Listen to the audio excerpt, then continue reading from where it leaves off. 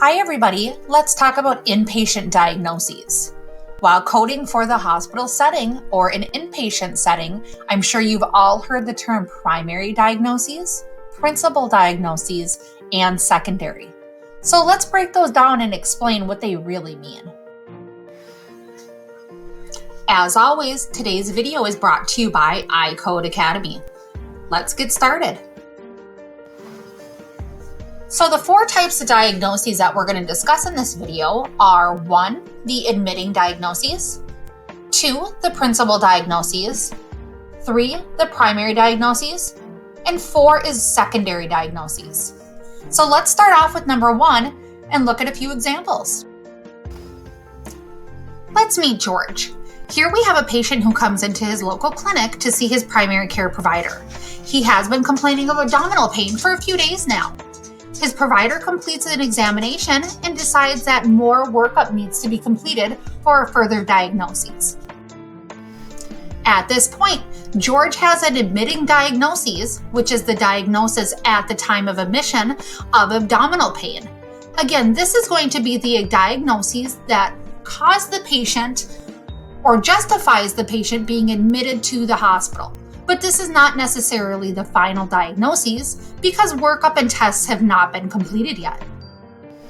Now that the provider has put in orders for further testing, we can refine the diagnoses and see what is truly going on above the signs and symptoms of abdominal pain that caused the patient to be admitted.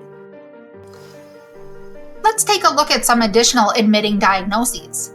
Additional reasons for admission to the hospital may include chest pain, shortness of breath, weakness, and George's abdominal pain. After workup has been completed and the provider has a chance to review the test results, the provider is now able to come up with a principal diagnosis.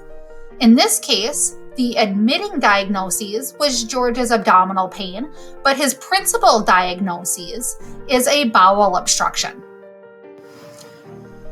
Now let's take a look at the definition of what is the principal diagnosis. The principal diagnosis is going to be the condition which is determined after a study has taken place. And this is according to the official ICD-10 CM guidelines for coding and reporting. The physician doesn't have to state the condition in the H&P in order for the coder to be able to use it as a principal diagnosis. However, these symptoms need to be related and linked with the final diagnoses by the physician. Coders cannot infer a cause and effect relationship according to guidelines. It is the condition after study, meaning we may not identify the definitive diagnosis until workup has been completed. Now let's take a look at the third inpatient diagnoses.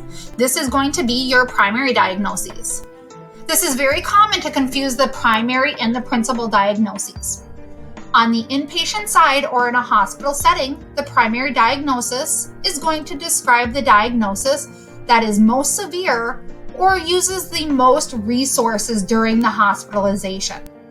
Typically, the primary diagnoses and the principal diagnoses are the same, but not necessarily. Last but not least, number 4 is our secondary diagnoses. Secondary diagnoses, as defined by definition, are our other diagnoses.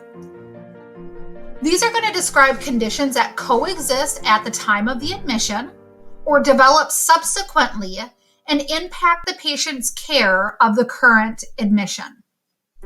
I also like to describe these as the patient's baggage or the diagnoses that they bring along with them in order for them to be considered a secondary diagnosis. Now let's circle back around to George.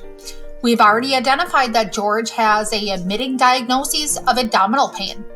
His primary and principal diagnosis was the bowel obstruction, and his secondary diagnosis, which was a chronic condition he brought with him to the hospital and was thus treated during his stay, is his diabetes. On behalf of iCode Academy, I want to thank you for tuning into our video. See you next time.